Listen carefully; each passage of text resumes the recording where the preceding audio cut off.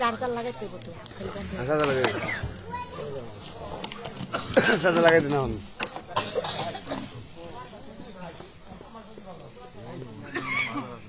রাতের অনেকটা সময় চলে গেছে, আমরা একেবারে শেষ ভাগে চলে আসছি। সেই সাথে লোকসংখ্যাও কমে গেছে। তো আমার ভক্তের কাছে যে চাওয়া ছিল অত্যন্ত চমৎকার করে তার জবাব করেছে।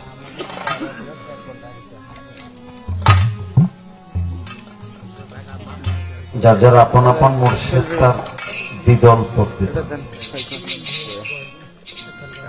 চমৎকার কথা।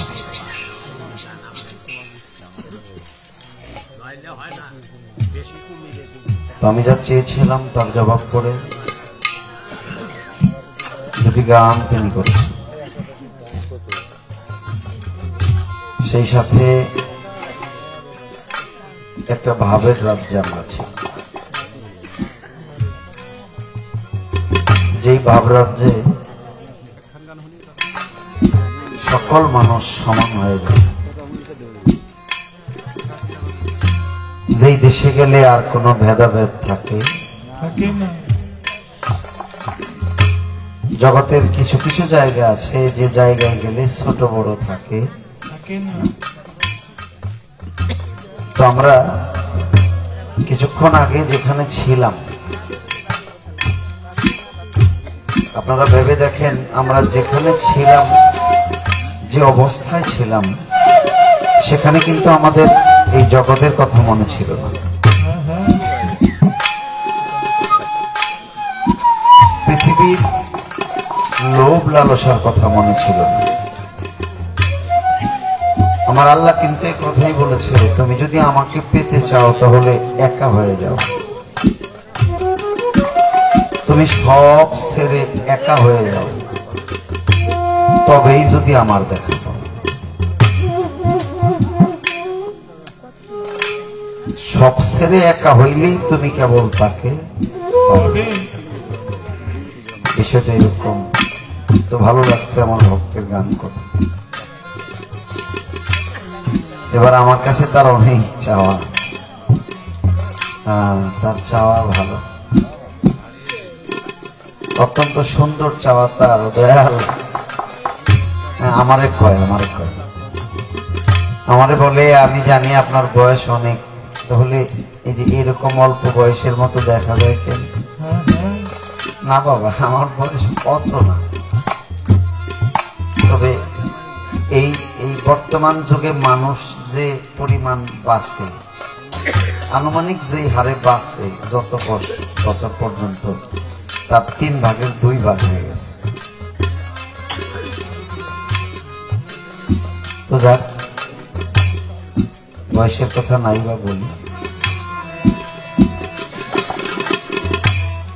একটা কঠিন কথা জিজ্ঞেস করছে। কথাটা কি? আমি আমাকে ধরে রাখবো কেমন? এটাই মূল তত্ত্ব। এই জন্যই মুর্শিদের কাছে যেতে হবে। এই যে আমি আমাকে চিনবো, আমি আমাকে দেখবো, আমি আমাকে ধরে রাখবো, আমি যেন ক্ষয় হই না, আমি যেন মরি না, আমি যেন জরি না, হ্যাঁ, আমি মরার পরেও যেন জীবিত থাকি। মূলত এই জন্যই পীর ধরা, আর বাকিগুলো হইল ফর্মালিটি। তাহলে আমি জানি ঝরি না, আমি জানি মরি না, আমার হইতে যেন কিছু ক্ষয় হয় না, আমি যেন আমাকে চিনি, আমি যেন আমাকে দেখি। এটা হলো মূল তত্ত্ব। হ্যাঁ, মাইরো না তোমরা নবীরে, নবীরে মারলে মরবা তোমরা হাসলে। কি কই, লোক সংখ্যা কম তো, রাতেরও শেষ। ইশারা দেই ছোট্ট করে, এই ধরে নাও আনুমানিক,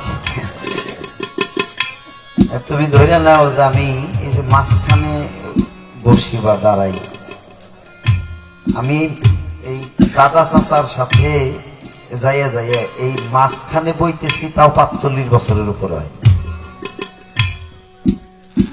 আমার বয়স কিন্তু আমি কই নেই, অর্থাৎ এটা বুঝে নিতে হবে। আমি যে যে মাঝখানে বইতেছি তাও 45 বছর হয়। বিষয়টা হইলো এইখানে একটা করণ কারণ আছে, যা গুরুজনরা করে আমরা সাধারণ মানুষরা পারি না। এটা পারতাম, এটা আগে তো বুঝি নাই। আগে বুঝি নাই, যখন বুঝ হয়েছে তখন সব সারা শেষ। আমাদের দেশের মানুষ মুরিদ করে 40 বছর, 50 বছর, কেউ 60 বছরও আহে। বুড়া হয়েছি দাম হয়ে গে মুরিদ বলে পরন না গিয়ে খেলেন একটু পড়ে গে, এরকম করে মুরিদ করতে আসে। আসলে মুরিদ করার বয়স এইটা না, মুরিদ হওয়ার বয়স হলো 10 থেকে 12 বছরের মধ্যে, অর্থাৎ এই 12 বছরের আগে মুরিদ হইতে হবে। একটা ছেলে মানুষ মুরিদ হবে তার বয়স 12 বছরে, গুরুর কাছে শিক্ষা দীক্ষা নিব 12 বছর। 12 কত হয়? 24। ওই 24-এর পরে যে 25 একটা বিয়ে করবো। হ্যাঁ, এই যে 12 বছর গুরু শিক্ষা দিল, ওর বয়স 12, গুরু শিক্ষাইল 12, এলো 24, বিয়ে করবো 25 বছরে। ও যা চাবো তাই পাবো, ও যা চাবো তাই পাবো, যা করবার চাবো তাই হবো। কারণ ও 1 যুগ 12 বছর মুর্শিদের খেজমত করে সব রয়ে রয়েছে। আর আমরা তো মুরিদি করবার আছি 56 বছরে।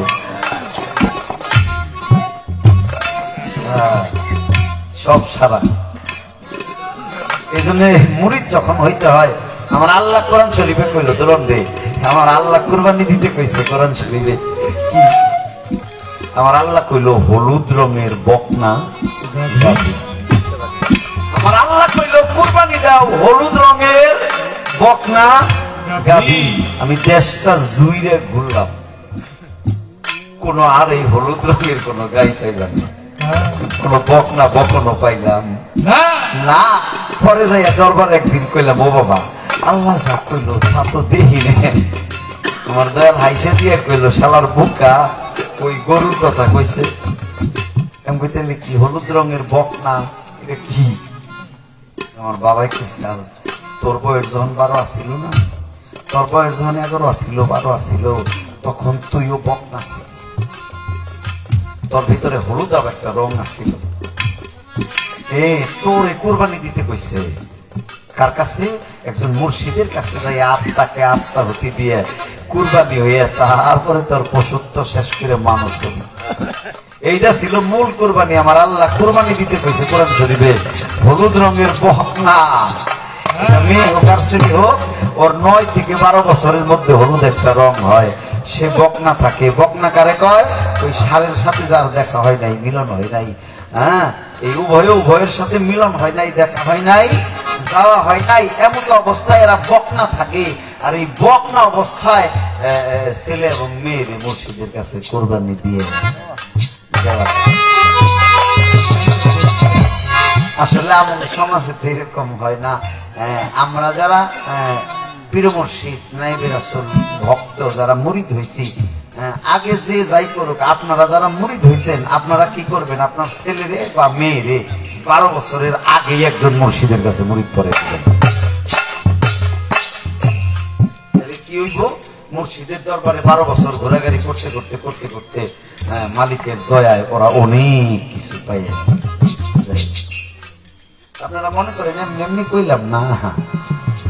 হ্যাঁ, সনাতন ধর্মের এক দেবতা আছে, এর কিন্তু 10 মাথা আছে না, একটা 10 মাথা। ওই যে 10 মাথা তার ঘরে থেকে হইছে। হ্যাঁ, ওই ছেলেটা গুরুর ভক্ত ছিল, ওটা দিয়ে কইলো, বাবা আমি বিয়ে করব, আমি বিয়ে করব। ঠিক আছে বাবা, বিয়ে করো। বিয়ে করছে, কার্যক্রম বিয়ের শেষ। এবার বাসর ঘর, ঘরের স্ত্রী কইছে, তুমি নাকি দয়াল গোসাই ধরছো? তাহলে তোমার গোসাই রে না দেখাইয়া সালাম ভক্তি না কইলে বাসর হবো কেমন?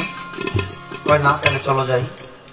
স্বামী স্ত্রী মিলে গোসাইয়ের কাছে গেছে ভক্তি সালাম করতে। বাবা, বিয়ে কার্যক্রম অনুষ্ঠান তো হইলো, এবার তো সামনে রাত বাসর হবে, তো বাবা আপনারে ভক্তি সালাম করতে আইছি। গোসাই মুস্কি হাসি দিয়ে কইল, বাবা আমি তোরে ছোটবেলায় থেকে চিনি, তোরে খুব ভালোবাসি, আমি চাইলে কিছু দিবি না? ওই ভক্তটা কয়, বাবা আপনি কোন কি? আপনি চাইলে আমি জান দিয়ে দিই। গোসাই কয় বুঝ দেখো, হ্যাঁ না বাবা সত্যি কইলাম, আপনি যা চাবেন আমি তাই দেব। গোসাই কইল তুই তো দিবি, কিন্তু তুই যারে আনছস নতুন সে তো দিব না। ওই মেয়েটাও বুদ্ধিমতী ভক্তি দিয়ে কইরা কয় বাবা তুমি আমার স্বামীর বাবা হইলে তুমি আমারও বাবা, তুমি তার গুরু হইলে তুমি আমারও গুরু, তুমি কও না তুমি কি চাও আমি দিব তোমার। গুরু ডাক দিয়ে কইল আমি তো কাছে 10টা বছর চাই দিলাম।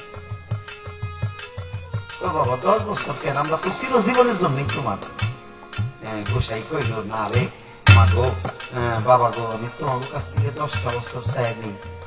বাবা 10 বছর কি বুঝলাম না। বাবা তোমরা সংসার করবা, খাইবে যাইবে, একই ঘরে থাকবা, এক খাটে ঘুমাইবে, 10টা বছর মিলন হইবে না।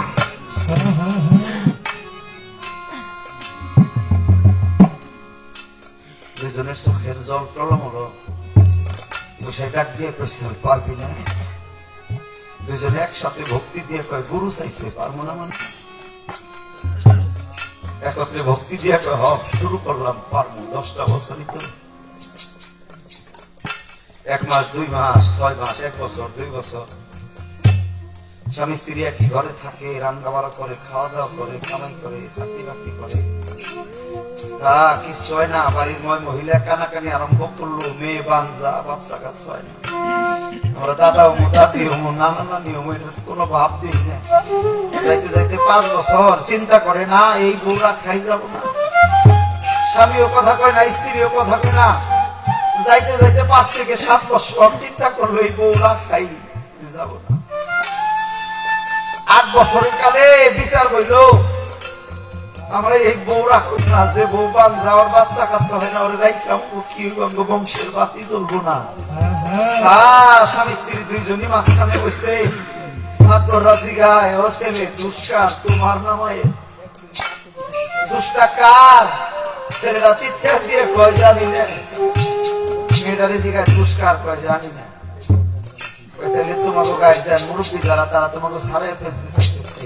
ছেলেরা চিৎকার দিয়ে কইছিল স্ত্রী আমার,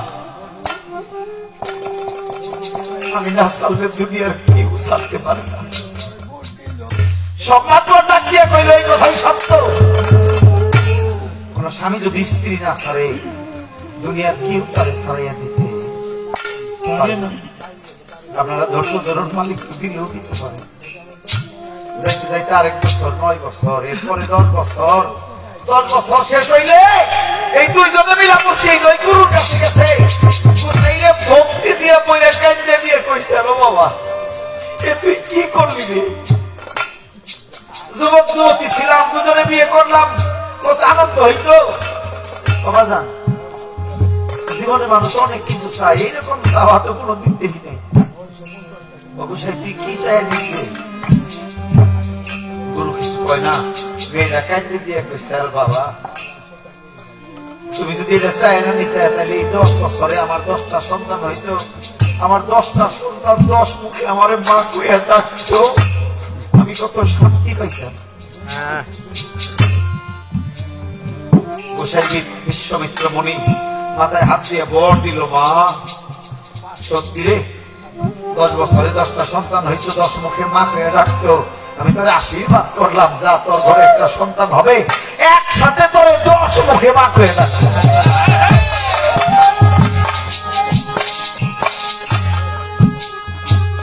10 মাস পর একটা সন্তান হইল, এই সন্তানের 10টা মুখ।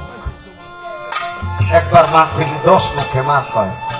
দোলন রে এ কথার অর্থ দিয়ে এই বুঝাইতে চাইলাম গুরু এমন কিছু করতে পারে যা পৃথিবীর মানুষ কল্পনাও করতে পারে না। আপনারা কেউ যদি কোনোদিন মন্দিরে যায় দেখেন তাহলে দেখতে পারেন একজনের 10টা হাত আছে, আর একজনের 10টা মাথা আছে। এগুলোর পিছনে নিগুড় তত্ত্ব, নিগুড় রহস্য, কারণ আছে বাবা। তাই আমরা কারণ না যাই না, কাউকে যেন কোনো ধর্মকেই যেন ছোট করে না দেখি, আমরা কাউকে যেন কোনো কিছু মন্তব্য না করি। আমার রাসূল নিষেধ করেছে তুমি তোমার ধর্মই পালন করো, অন্য বিষয় নিয়ে মাথা ঘামাইও না, অন্যকে দোষারোপ করিও না। ওরা মানুষ, ওদেরকে আল্লাহ বানাইছে, স্রষ্টা সৃষ্টি করে ওদের আল বাতাস দিয়ে ওদের খাওয়াইয়া পরে বাঁচাইতেছে, তুমি ওদের হিংসা করিও না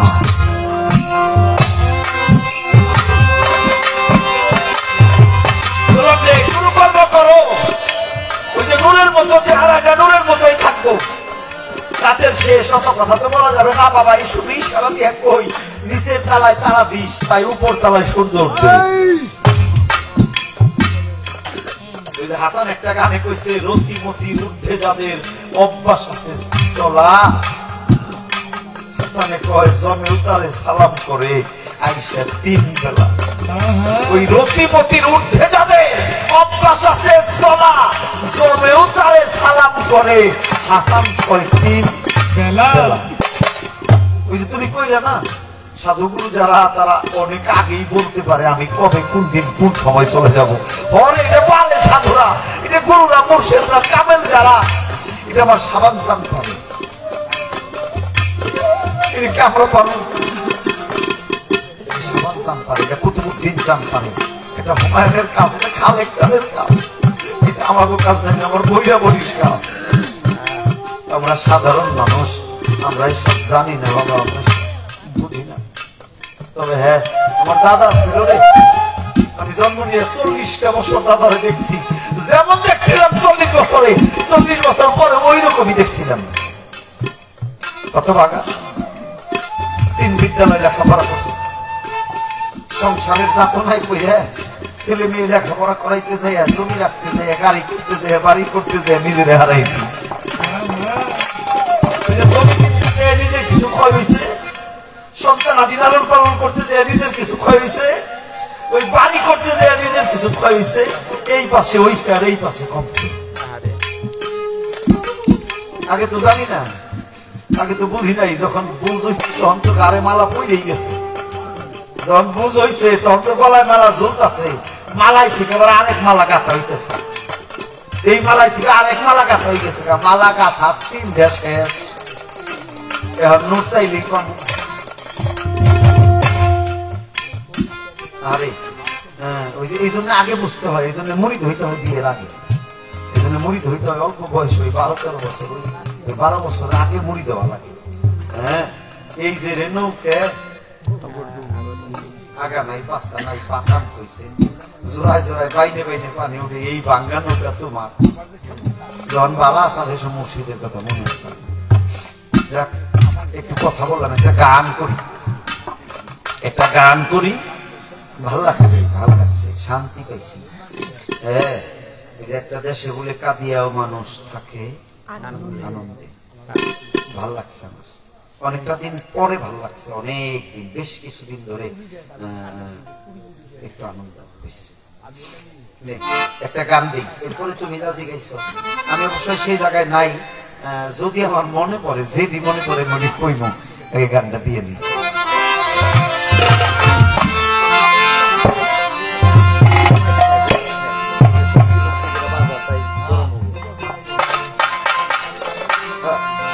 গুরুর কাছেই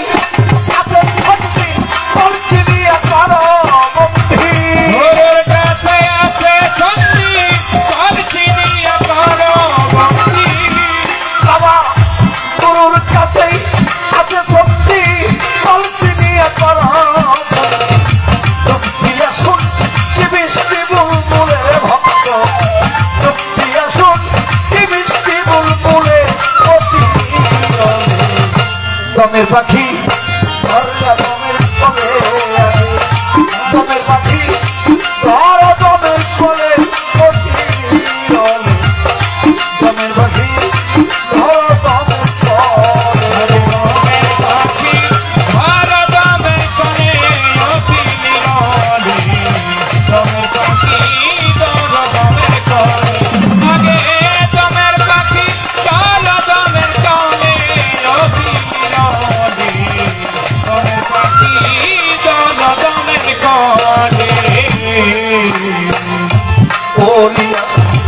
পরিপাটি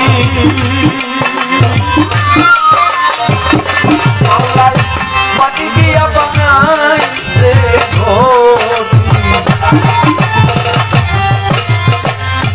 ময়না পাখি ময়না পাখি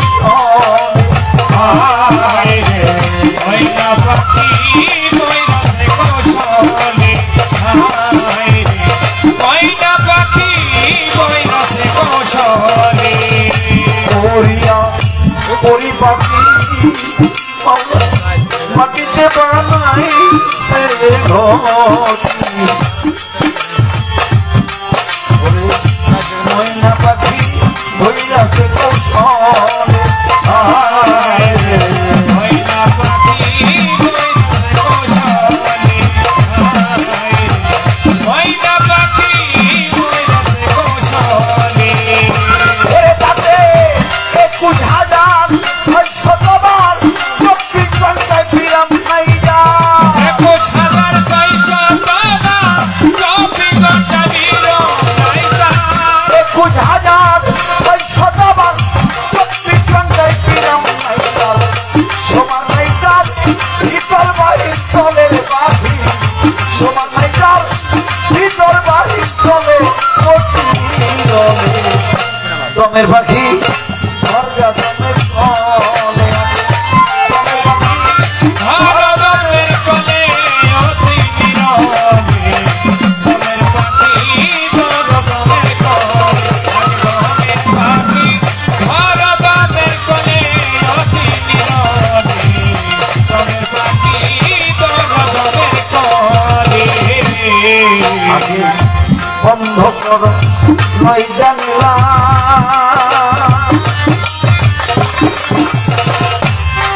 তোমার দম ঘরে দাও প্রেমে তালা ভক্তি কর গুরুর চরণ তলে ভক্তি করো গুরু চরণ তলে ভক্তি করো গুরু চরণ তলে আগে বন্ধ কর নয় জানেলা তোমার দম করে দেও প্রেমে তালা ভক্তি কর গুরুর চরণ তলে ভক্তি করো গুরু চরণ তলে ভক্তি করো গুরু চরণ তলে তোমার কাপড় ছাই রিপু আদি এই ছয়জন চন্দ্রে বাদি আন্তর্জাতিক পোয়ারি এই সাজন করতে বাদি এই তো কাপড় ছাই রিপু আদি এই ছয়জন চন্দ্রে বাদি নিরবধি নাচবে তোমার চালে তারা নিরবধি নাচবে তোমার চালে অতি নীরবে দমের পাখি দরজা দমের তলে যাবে দমের পাখি ভারতের কোলে অতি নীরবে দমের পাখি দমের কোলে আগে দমের পাখি ভারতের কোলে অতি নীরবে দমের পাখি দমের কোলে তার গানটার মধ্যে এরকম একটা ভাব আছে এই যে আমার ভিতরে পাখি আমি তারে দেখি না আমি তারে চিনি না আমি এই যে বডি এটা বানাইলো কি দিয়ে এটা বানাইছে আগুন পানি বাতাস মাটি নূর বাতাস খাট বাদ নূরে সাথে এই পঞ্চটি যেটা বানাইছে 206টা ফুটি দিয়ে 313 রোগের টানা দিয়ে এই মানব ঘর দাঁড় করাইয়ে এর ভিতরে আল্লাহ নিজ হইতে দম ফোকারিয়ে দিয়ে ভিতরে যাইয়া আমার মালিক নিজের খেলা নিজেই খেলে বান্দা যদি ভাবে আমি তারে রাখি না বান্দার কোনো ক্ষমতা নাই যার নাম সেই লয় বান্দা ঘুমায় আল্লাহ ঘুমায় না দোলন করে কেমনে বুঝবো হালকা হালকা ঘুমাইয়ে এই পাশে হাতে হালকা হালকা ঘুমাইয়ে বাম পাশে স্তনের 2 আঙ্গুলির নিচে হাত রাখো এই ছোট্ট করে 2টা আঙ্গুলি আস্তে করে দিয়ে রাখো তুমি ঘুমাইবে এই জায়গাটা ঘুমাই এজন্য বান্দার কোনো ক্ষমতা নাই যা করার সব মালিক করে 313 রোগের টানা 2টা 6 হাতি 206 হাড়ের খুঁটি দিয়ে এই এই মানব দেহটা বানাইছে। আগুন পানি বাতাস মাটি নূর দিয়ে ধরুন রে, এ মাটি সে মাটি না রে, এ পানি সে পানি না। বাবা গিয়েছিল মায়ের কাছে, মার বাবা তারা যমুনায় ছিল, পদ্মায় ছিল, উভয়ের মধ্যে পানির সঞ্চার হয়ে ঢেউ ফেনা হইল, ওই ফেনায় মাটি জন্ম হইল, ওই মাটিতে তুমি আর আমি হয়েছি। কেউ আবার ভাইব না এই মাটি কাইটে নিয়ে ইট বানাইছে, এই মধ্যে আমরা না যা ভাবছ পানি থেকে যে মাটির জন্ম হয় ওই মাটির তৈরি আমরা, পানি থেকে যে মাটির জন্ম হয় ওই মাটির। বিষয়টা হইল এই মানব একটা খাঁচা বানাইয়া ভিতরে পাখি ঢোকাইয়া আমার নিজেই আল্লাহ বিরাজ করে। তুমি কইবে আমি দেখি না? তুমি দেখো না, তুমি দেখো না কেন? কত কথা তো কইতে পারো না, কত সময় নেই। বান্দার চোখ দিয়ে আল্লাহ দেখা যাবে না, আল্লাহর চোখ দিয়ে আল্লাহ দেখুন না। তুমি আল্লাহরে ওই দিন দেখবা যেদিন তুমি আল্লাহ ওয়ালা হয়ে যাবা। তারপরে মনে করো না আল্লাহরে এত তাড়াতাড়ি পাওয়া যাবে, কারণ আল্লাহরে পাইতে হলে তোমার বাড়ি ছাড়তে হইব, ঘর ছাড়তে হইব। আল্লাহরে পাইতে হইলে তোমার পার্শ্ববর্তী যারা আছে সব ছাড়তে হবে। আল্লাহরে পাইতে হইলে এই যে লোভ লালসা হিংসা কেনা মহামায়া, টাকার লোভ, বাড়ির লোভ, গাড়ির লোভ, গহনার লোভ সব সাইডা যেদিন তুমি অর্জন একা হয়ে যাবা, একা যেদিন হয়ে যাবা ওই দিন তোমার কাছে কেউ আইব। যতদিন পর্যন্ত তোমার কাছে কেউ আছে ততদিন পর্যন্ত অন্য কেউ আইব।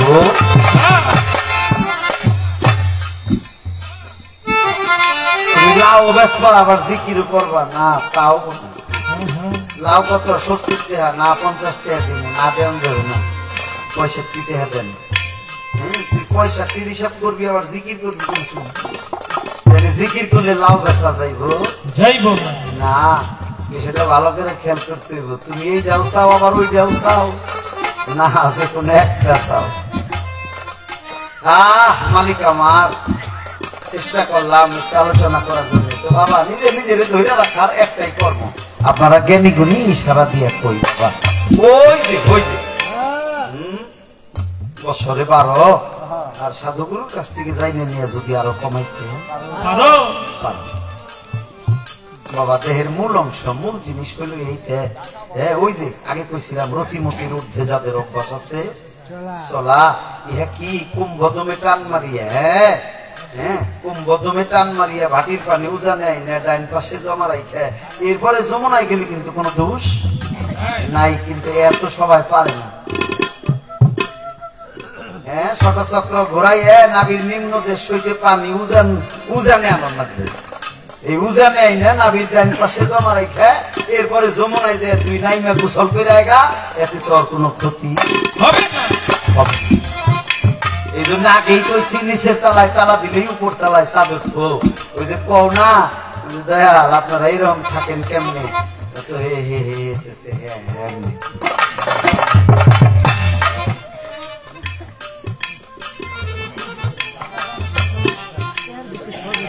না চেয়ার পক্ষে সব বেসলাম। মনে করছে যে এক সামনে যদি না কই তো বিপদ বিপদ না, এই জন্য ওই যা আপন না।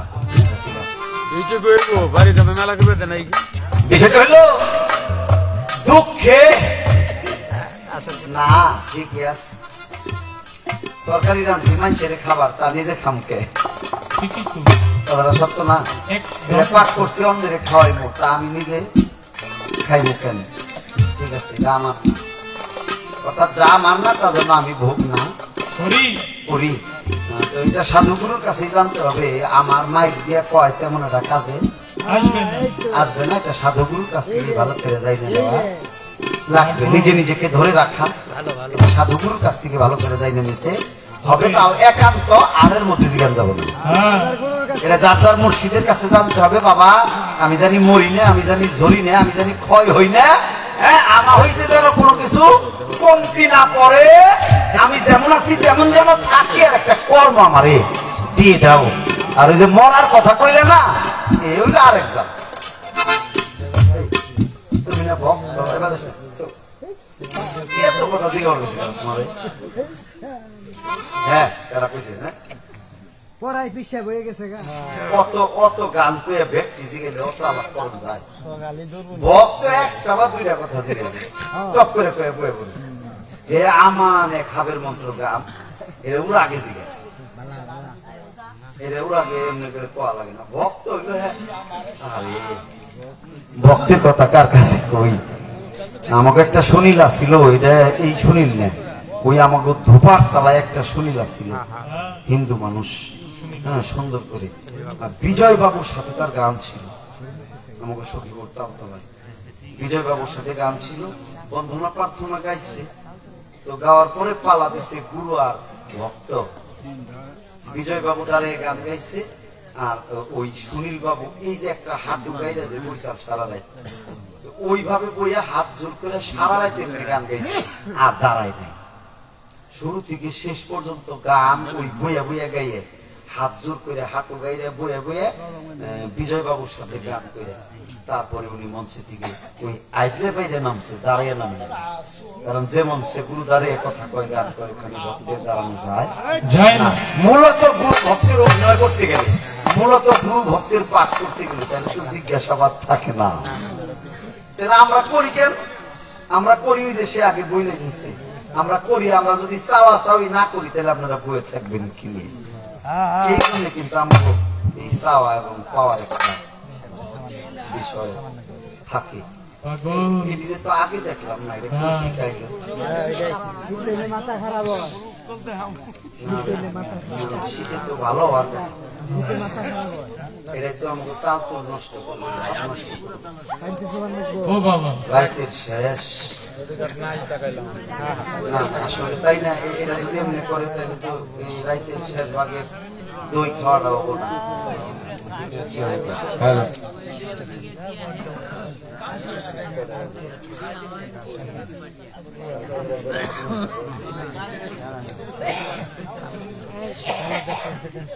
হ্যালো হ্যালো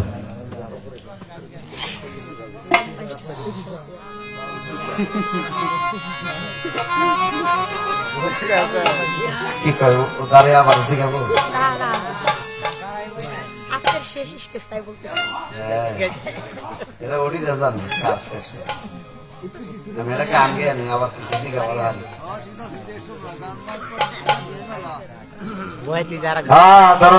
যে কথায় ছিলাম যে কথা বলতেছিলাম ভাবের দেশে ভাবের ঘুরে একাকিত্ব হয়ে তুমি কিছু পাও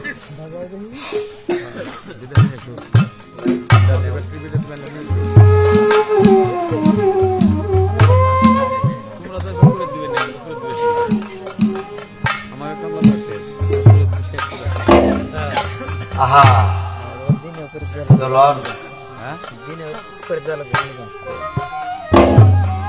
গানের দেশে আইসে গান বলতাম তোমার যিনি দয়াল আব্দুর রশিদ সরকার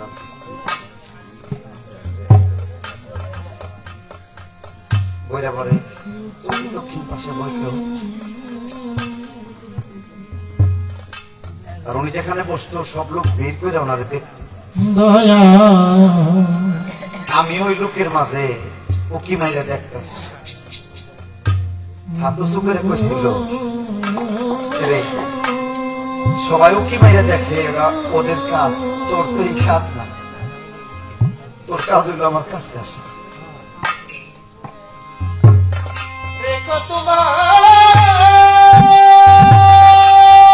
কথা কওয়ার পরে আমি কাছে গেলাম কাছে যাই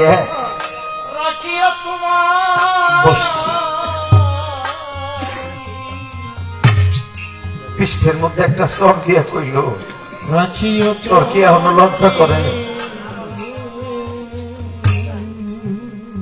আমি বললাম বাজান আমি বুঝি নাই ডাক দিয়ে কইল তোর মাথার চুল খাটো কেন আমি বলছিলাম বাবা আমি এখনো কলেজে যাই সহপাঠী বন্ধু বান্ধব চুল বড় থাকলে এটা সেটা কয় স্যারেরাও দাঁড় করে প্রশ্ন করে বাবা এই জন্য খাটা করছি আমার ডাকলে কইল ব্যাগটা এনে দিল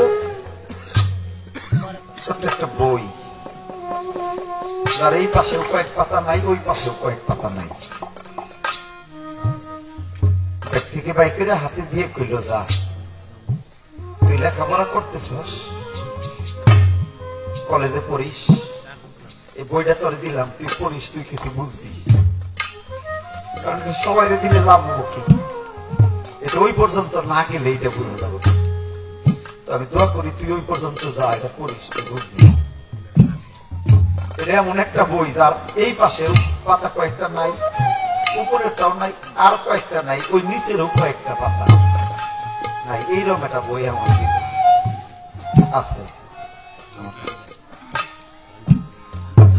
তো বিষয়টা হলো কি, গানের দেশে এসে গান বুঝলাম। যদিও মন থেকে আমরা উভয় শিল্পী গান করি, কিন্তু মনে একটা ধান্দা থাকে, আমি ওরে কেমনে ঠকাবো, ওর চিন্তা থাকে সে আমার কেমনে ঠকাইব। মূলত এইটার নাম গান। মূলত চিন্তা হওয়াটা উচিত ছিল, যেমন আইনাল দাদা কইছিল হানিফে, তুই আমার এমন কিছু জিজ্ঞাসা আমি যেন মানুষের ভালো করে বুঝাইতে পারি, আমি তোর এমন কিছু জিজ্ঞাসা তুই যেন ওর থেকে ভালো তুই কথা মানুষের শোনাইতে পারিস। দাদার সাথে গানে দাদা আমার ছোট্ট করে বয়ে বয়ে এই কথা, তুই আমার কাছে যা চাবি তা যেন চাওয়া ভালো হয়, মানুষের যেন বুঝাইতে পারি, আমিও তোর কাছে ওই রকম করে চাইবো চামো, তুই যেন মানুষের দুটো কথা বুঝাইতে পারিস। এইটা হইল গান। কিন্তু আমাদের গানের জগতে এসে গান হইল জানি না আর কতদিন এই গানে থাকে। সনাতন ধর্মের গুরু গোসাইরা এরকম বসে বসে ওই চাটার মধ্যে চাটাই বসে বসে আলোচনা করতেছে। ওই 9-10 বছরের একটা ছেলে ওই সাধু গুরু এক পাশে দাঁড়াইয়ে আলাপ শুনতেছে। তো সাধু গুরুরা এমন আলোচনা করতেছে, ওই ছোট্ট শিশুটার এতই মজা লাগছে যে কোন সময় যেন এক সাধু গুরুর পাশে ওই চাটার মধ্যে বসে বসে। তো সাধু গুরুকে আলাপ শেষ হইলে তাকে দেখে এই ছোট্ট শিশুটা এনে হায় হায় রে, 3-36 বছর কর্ম করে এই চাটার মধ্যে বসা যায় না, এই ছেলে কারা? এক সাধু জিজ্ঞাসা, বাবা তুমি কারা, তুমি এনে বসছো কেন, কখন আইছো? ঢাক দিয়ে কইলো, আপনারা যখন আলাপ শুরু করছেন তখন আইছো। তো তুমি এত সময় এনে রইছো কেন? আমি তো জানি না। তুমি এনে বইছো কে? তা তো আমি জানি না। তাইলে আপনার আলাপ করতেছিলেন, আমি পাশ দিয়ে যাইতেছিলাম, ভাল লাগছিল তাই দাঁড়াইছিলাম, আমি ওইটুকু জানি। তুমি আমাকে পাশে বইছো কেন? কখন বইছি তাও তো জানি না। তুমি কি জানো কত বেলা হয়ে গেছে? তাও তো জানি না। গুরু গোসাইরা ডাক দিয়ে কইলো, বাবা তুমি ছোট মানুষ, বাড়ি চলে যাও, দেখো বিকেল হয়ে গেছে, আমরা তো সকালে বসছিলাম। ছোট্ট ছেলেটা কয়, সকাল বিকাল বুঝি না, তবে আপনাকে ভালো লাগছে। আপনি কি আপনারা কি আমাদের দলে নিবেন? ওই ছোট্ট শিশুটা কয়, আপনারা কি আমাদের দলে নিবেন? গুরু গোসাইরা অবাক হয়ে গেল, তুমি কি কও, আমাকে দলে ভর্তি হইবে মানে? 36 বছর সাধনা করে আমার পাশে কেউ বইতে পারে না, আর তুমি কেউ দলে নিবেন? তুমি বুঝো দলে কি?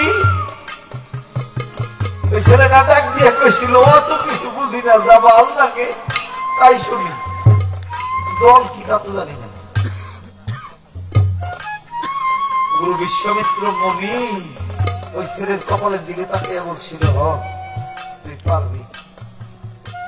ছেলে হাসে দিয়ে কয় যে বড় গোসাই কইছে আমি পারবো।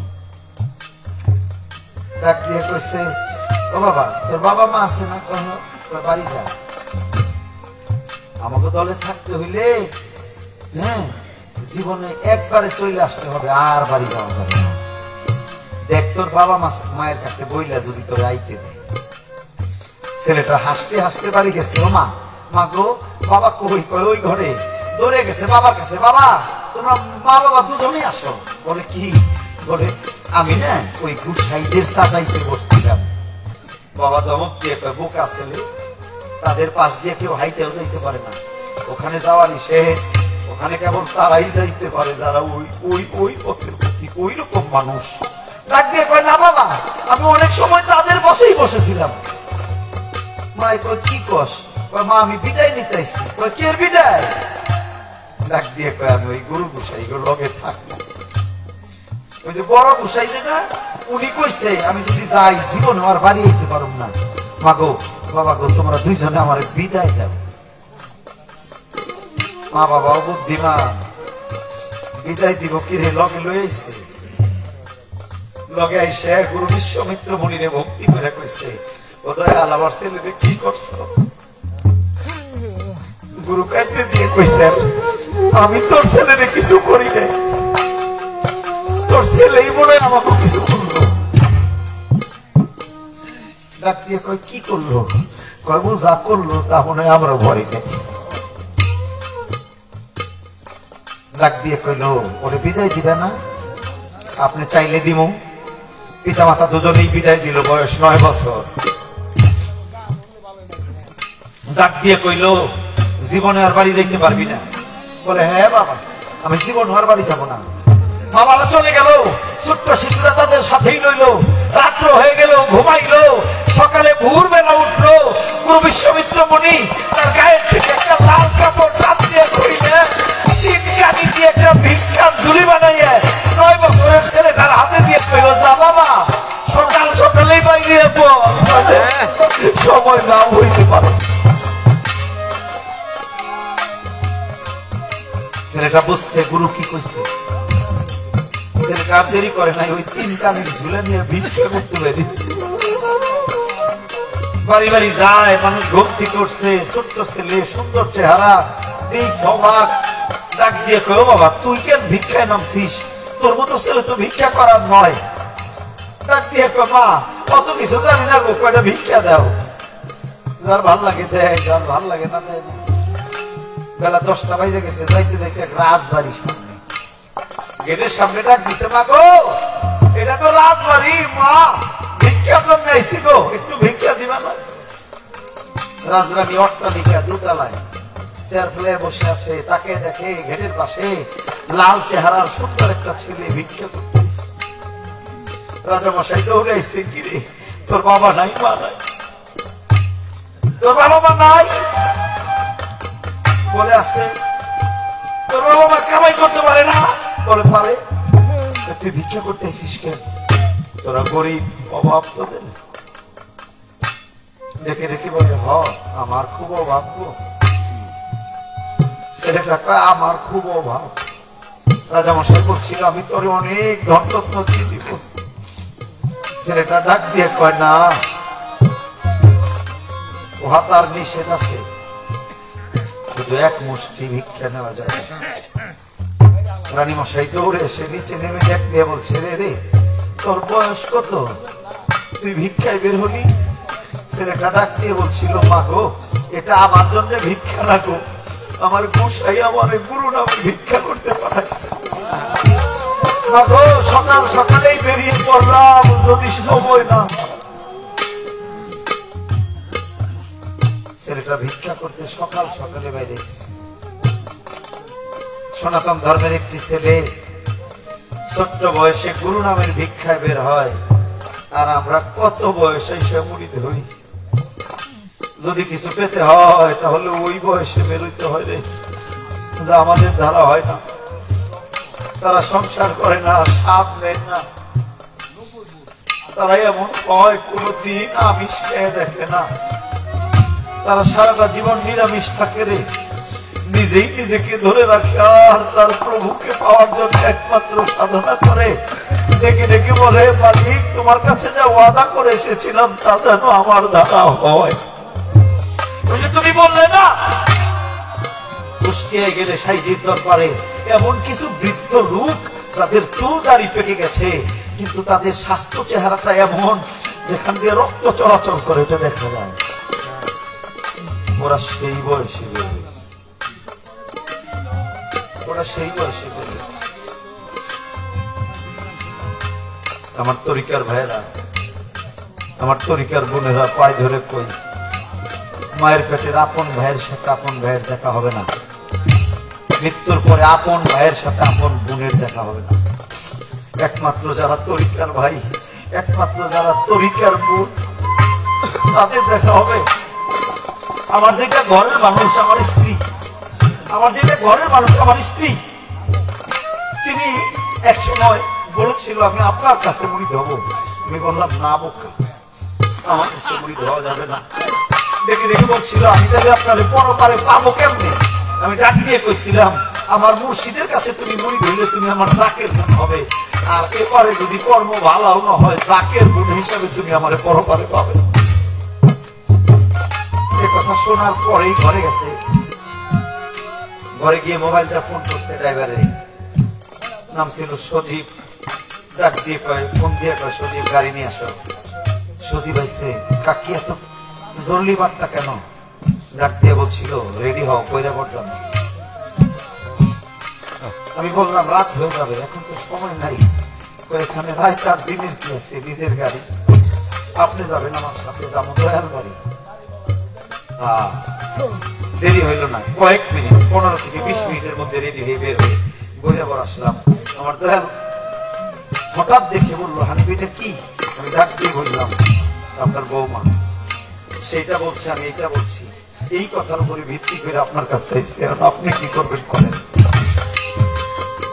আমার দয়াল তারে মুরিদ করলো, সে আমার জাকের বোন হইল। পায়ে ধরে কই হযরত আলী আর নবীজি রাস্তা দিয়ে হাইটে যায়, আপন মায়ের পেটের ভাই বোন দুইজনে বসে বসে আলাপ করে। হ্যাঁ, হযরত আলী ওইদিকে যায়, আমার নবীজি পিছন থেকে ডাক দিয়ে কয় আলী ওদের কাছে যায় না, ওরা কারা? বলে ওরা আপন ভাই বোন, আলোচনা করতেছে।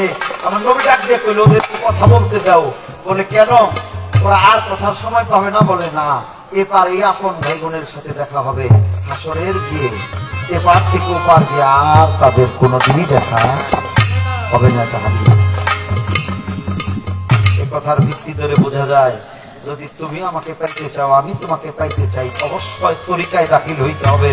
আর তরিকায় দাখিল হইলে আমরা জাকের ভাই বোন হব, তরিকার ভাই বোন হব, পরপারে কি আমি আমার মুর্শিদের দেখা পাবো। বান্ধব রে, যদি আমরা না পাই আমাদের কিন্তু উপায় নাই। আমার সাবান চান যেখানেই থাকো, যেখানেই থাকো, আমার কুতুবউদ্দিন চান তুমি যেখানেই থাকো, যেখানেই থাকো, আমার বৈরাবরী চান তুমি যেখানেই থাকো, যেখানেই থাকো, তোরা তো এবারে কেমন কর্ম জানি না, তবে যেই কর্ম এই কর্ম দিয়ে তো তা হবে না। এরপরে তোমার দয়া, তোমার আশীর্বাদে আমি যেন তোমার উপারে গিয়ে বায়াতের কর্ম কি জানেন? আমার আল্লাহ দিকে গো, তোমার কর্ম ভালো না, যাও দুজকের দিকে যাও। ওই ছেলেটা দুজকের দিকে দৌড়াবে, এমন দৌড় দিবে আমার মাওলা তাকিয়ে থাকবে। আমি হুকুম করলাম, তুমি দৌড় দিলা, ঘুরে আসো। আসছে আমার আল্লাহ কয় তোমার তো ভালো কোনো কাজ নাই, তোমার দুজক হচ্ছে। আমি যাইতে কইছি, তুমি দৌড় দিছ কেন? কেন্দ্রে দিয়ে কইব মালিক জগতের ভিতরে কোনো ভালো কাজ করি নাই, কারো হুকুমই মানি নাই, আর তুমি আমার কইছো দুজকে যাইতে আমি দেরি করুম। আমার আল্লাহ জিগায় দুজকে তো যাস, পিছন দিকে ফিরে চাস কেন? ওই লোকটা কান্দি দিয়ে কইব মালিক আমি দুনিয়ায় থাকতে একটা মানুষের কাছে মুড়িদ হয়েছিলাম, শুধু মুড়িদি হয়েছিলাম, কোনদিন যাই নাই, সেবা যত্ন করি নাই, কোন কাজই পালন করি নাই গো। আজকে আমার মনে হইল আমি যদি মুর্শিদের সেবা করতাম তাহলে আমি দুজক পাশে হইতাম না। আমার আল্লাহ কইব হ্যাঁ তুই যদি তারে দেখিস চিনতে পারবি? আমি চিনতে পারো, তোর মুর্শিদ কি তোরে চিনবো? কয় না, সেই যে জীবনে একদিন গেছিলাম আমার মনে, আমার বাজারের মনে নাই, আমার চিনবো না, তবে আমি দেখেছি। আমার আল্লাহ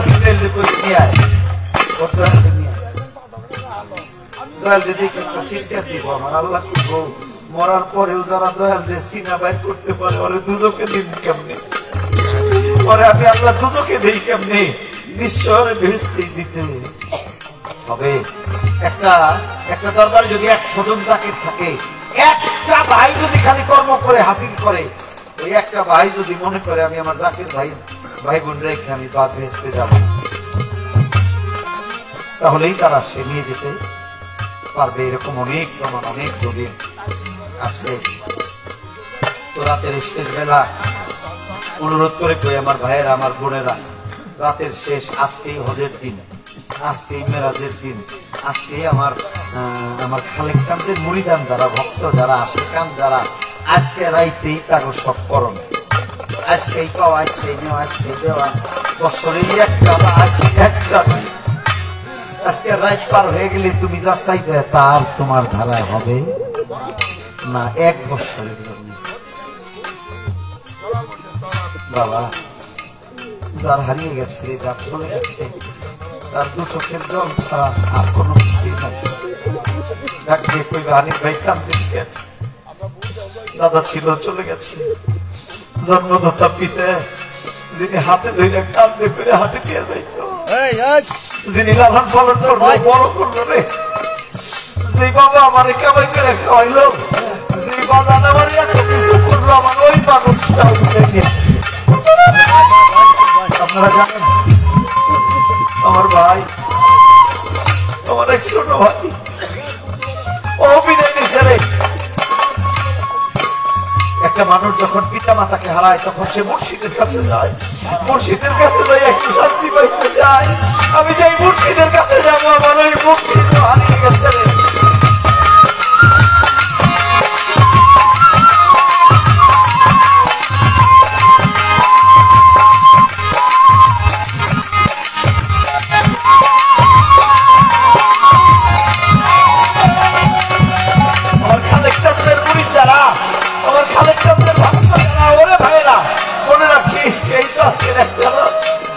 যদি আগামী এমন দিন আর কোনদিন ফিরে না আসে,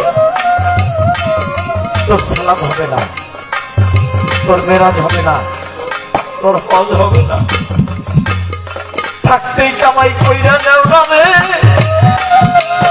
তরিকার ভাইয়েরা মুর্শিদ আপনা আপন করে হারাইয়া গেলে আমার মতো কাঁদবি রে, কাঁদবি রাস্তা করে সোনার বাগান খালি কইরা গো ও খালে আমার জান গেছে বিদায়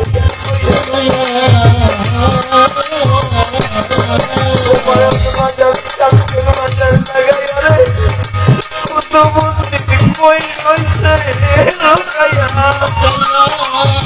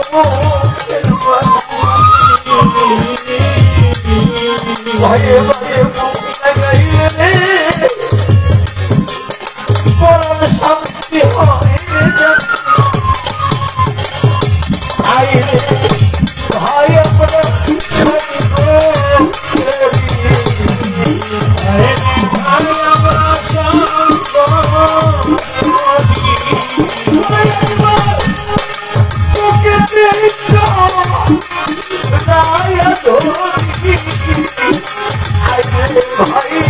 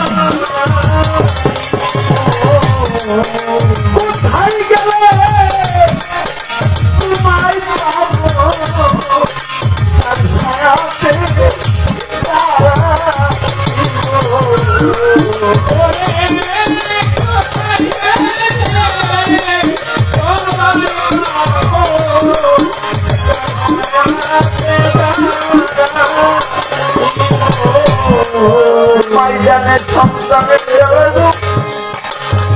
করলে না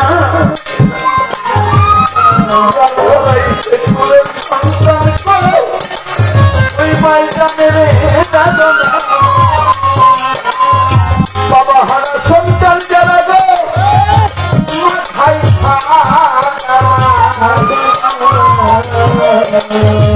হারা সন্তান যারা গো বাবা যাওয়ার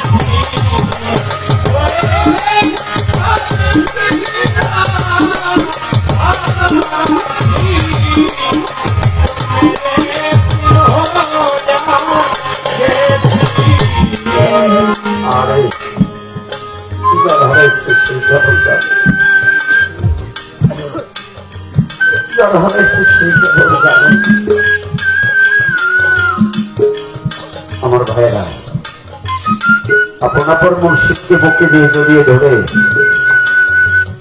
তুমি তোমার কর্মকে হাসিল করে নাও। যদি হারিয়ে যায় তো চোখের জল ফেলা ছাড়া আর কোনো কাজ আছে?